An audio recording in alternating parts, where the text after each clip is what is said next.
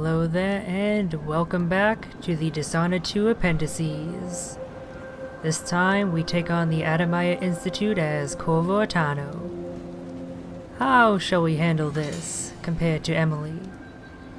Watch and find out. I think I mentioned this during the run-through as Emily, but I really love the atmosphere of this place. Just the moody sort of ambience that it has going on is really appealing to me, and no other level quite has it. It's a large part of the reason why, even though it's not the most amazing level in terms of its designs or the gimmicks that it utilizes, it doesn't actually really have any gimmicks now that I think about it, it still ends up being one of my overall favorites. So, in our previous runs through as Corvo, we kind of made a mess of the missions. Going through in guns blazing, sword swinging, and lots of messes being made. This time, let's try and be stealthy for once. Though we will still be plenty lethal, of that I can assure you. We will also be going through in a more direct route than the one we took as Emily.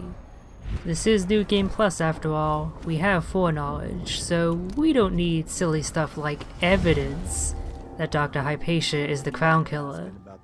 Not that there isn't plenty of that in the room that she's in. And in the meantime, we'll be testing out some new powers. This one here, Mesmerize, is one of Emily's. Place it near a guard and it will mesmerize them. Now, their friends will notice, but this too can end up serving as a useful distraction. And if you just can't get a guard to look away, this is the power for you. It's not terribly flashy though, so don't expect us to use it too much in the future. Perhaps Emily though will be able to make good use of it. We'll see. Oh, and that event with that poor woman downstairs is still going on. I was kind of hoping I could get through the entirety of the mission without triggering it, but no such luck. Sir, Let's try out another one of Emily's power sets here. Domino, yes, but a new one as well. Shadow Walk. This is primarily for the purposes of stealth. It allows you to get real close to the enemies without them seeing you. But especially with upgrades, it is excellent at taking out enemies. Case in point. It also looks cool as fuck, if a bit edgelordy.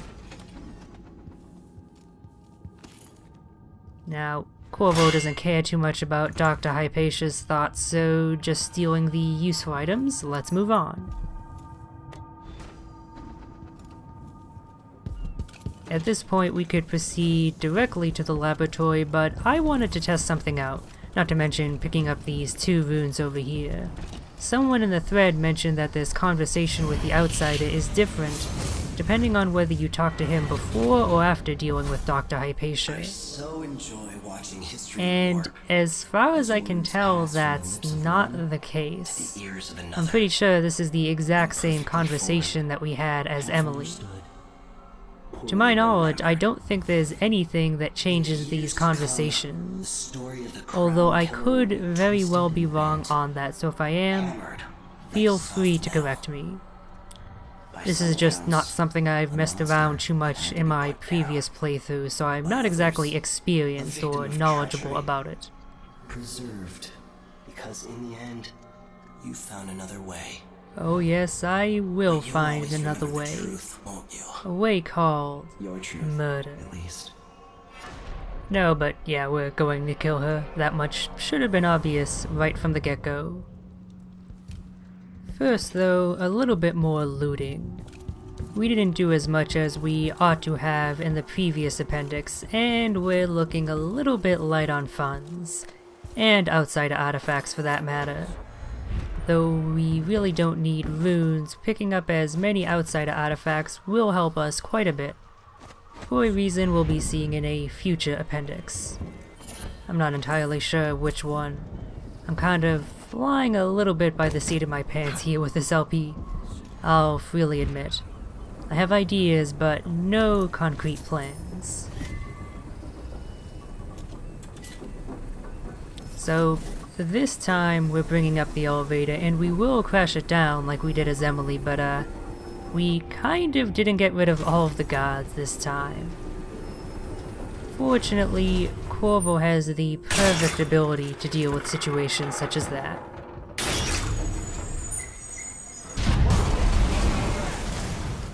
Give me a second.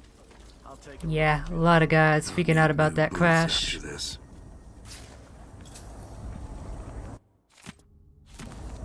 I do find it funny comparing Corvo's complaint there with Emily's. It really shows the differences between them, the pampered life that Emily has lived, compared to Corvo's much harsher upbringing, even if his recent life has been rather posh. It's a nice little bit of characterization. So yeah, time stop. Very useful for situations like these, and let's get to doing a little bit of a good deed. It's time to free them doggos, and let them get up to whatever they may. And then get caught by a guard because I'm kind of incompetent. I forgot just how quickly time stop ends up ending, even if you have the upgrade that boosts its duration. Although we do get to see what happens in a lot of areas when you alert the guards. One of them will end up inevitably running to the alarm, which, as long as it's active, will continually summon more guards, so better disable it quickly. Though if you just want to mess around with your bag of tricks with a lot of test dummies, you can trigger it yourself and just have a whole hog of fun. But as for the remaining guards, we'll leave them free to play with the doggos that we just let go. We have a different target to deal with. This is going to be tricky. Oh, come on, Corvo, not you two. You should know very well by now that the bloodflies are not even remotely a threat. We'll just be taking one bottle of this rather combustible brandy with us. From one sociopath to another, I think we should deliver the Crown Killer a gift. Seems appropriate, doesn't it? Corvo's a bit of a butterfingers here. I'm not sure why that happened when I picked up the coins. Must have triggered the response for dropping a held object as well as picking up an object at the same time. I've gotten something under my fingernails again. What was I working with? Anyway, we don't exactly have evidence up till this point that Dr. Hypatia is the Crown Killer, but this should make things pretty obvious, and let's just leave our gift right here. She can enjoy it after our tussle, if she survives. The winner gets brandy. That's a pretty good incentive, don't you think?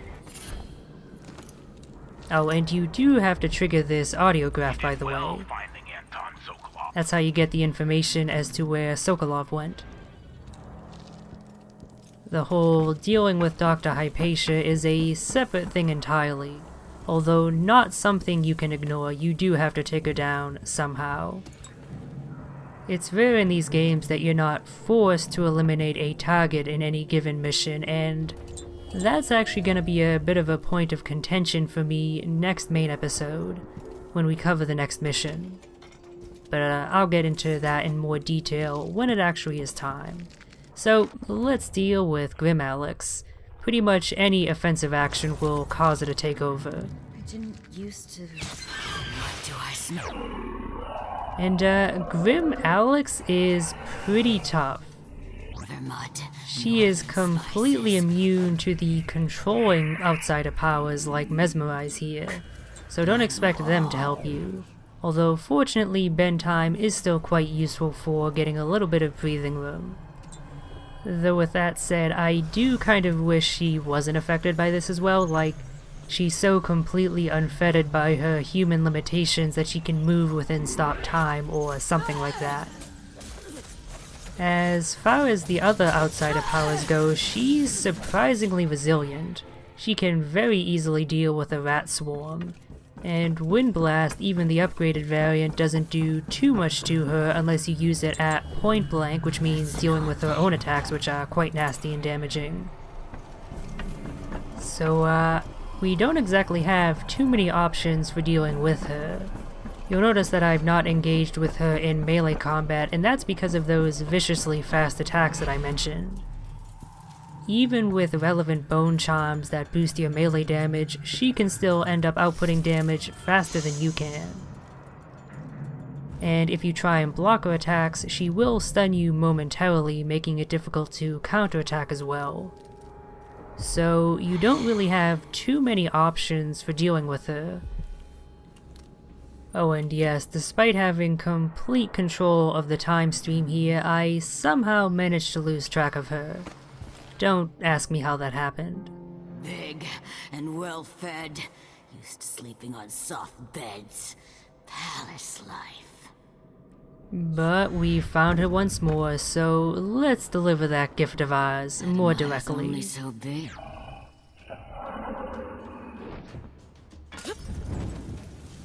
How does it feel? Probably very hot. Just a guess there, Corvo. So yeah, outsider powers might not do jack shit to her, but a good old bottle of flammable brandy, it's just a thing. And I'm trying to place her on one of her own dissection tables, just as a bit of irony, but Corvo really does not want to cooperate here. I try, and the game just will not have it. It's kind of funny because they even have a specific animation for plopping bodies on spaces like this. But I guess it wasn't fine-tuned enough not to deal with this lamp that's in the way. So, fuck it. We can still get a good look at a face. So, if you're wondering what the deal with Vasco is now, the deal is that he's dead. I guess he loses the will to live after you kill Dr. Hypatia or something cliched like that. That or the highly advanced necrosis, one of the two. But yeah, with that, having obtained the information as to where Sokolov is, and having dealt with the Crown Killer, we're pretty much done here. If you're not interested in seeing us exit stage left, you can feel free to close the video at any time. Nothing too else interesting is going to happen. So one important thing to note, even if you end up taking an elevator out of commission or it's already in that state when you've arrived by it, you can still make plenty good use of it. Those suspicious platform-like boxes that jut out at regular intervals, they're there for a reason. As for the doggos down here, this one that we released put in some pretty good work. As for his brethren, not so much. So the whole reason I let them go is that they're plague and disease ridden, so they will gladly attack anyone around, though with a preference for you if you're around. But for whatever reason, they didn't leave their kennel, even though that's usually what they do. Perhaps I should have tried striking them with a bolt to aggro them, but either way I'm kind of disappointed. I was hoping they'd cause more trouble than they did. Oh well. And this guardsman over here, he is very dedicated to his craft. All the ruckus we've caused, and he is not moved.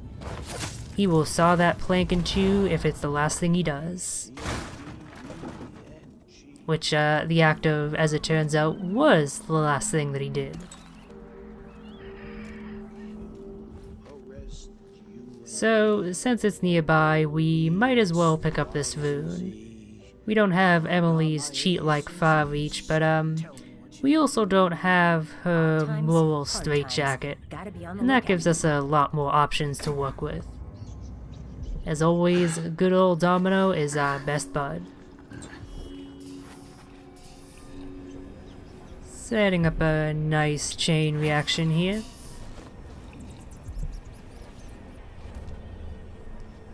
We haven't used grenades too much before. Let's give them a try. What was that? What was that? The funny thing is, if there were any guards who did come by to investigate, they might not be too alerted. Since we technically got a stealth kill there, the corpses are entirely disintegrated, so there's not too much to arouse their suspicions. I will say one thing about Domino that disappoints me a little bit, is the fact that, while it says it will transmit any actions done to one person to the rest in the chain, it doesn't transmit all of them.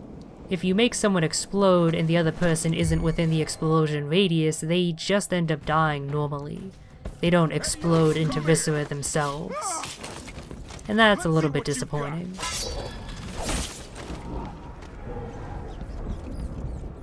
Anyway, we're pretty much done here. Just gonna disable that watchtower. Yep, I was already covering that, Corvo. And we're basically done with the area. One thing that's worth noting is that if the watchtower is pointing in your direction when you're approaching, make sure you're behind some cover, because it will spot you and alert the guards. Did someone hear some thunder or something? Honestly. And while Wind Blast may not be effective against Dr. Hypatia, it's pretty effective against the random guardsman. Especially if there's a whale oil tank about. And somehow that guard below didn't notice. They can hear our footsteps from 100 paces, but an explosion? Nah, that's ridiculous, buddy. Anyone here? Show yourself. It's like the old saying goes, if a whale oil tank explodes above your head and you're around to hear it, does it make a sound? With the answer, of course, being no, as that guardsman showed us. But with that, we are once and for all done here, so say goodbye to the Adamaya Institute. We won't be seeing it again.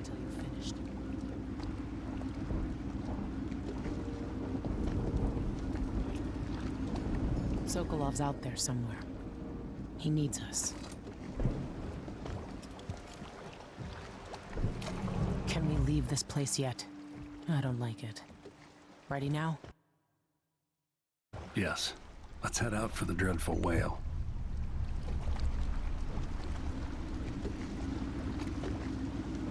You didn't find Sokolov. No, but I killed Hypatia.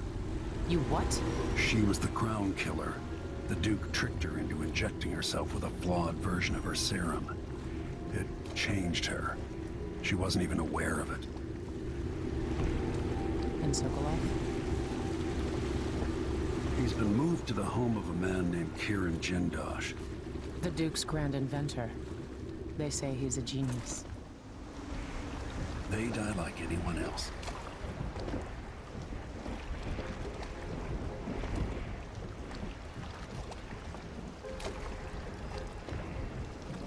Let's check out our stats. Kept High Chaos had far fewer detections than I would have expected given the ruckus we caused, and we had a pretty good collection. We also got the one special action that we didn't do as Emily, Release the Hounds. So that's it for today. See you next appendix.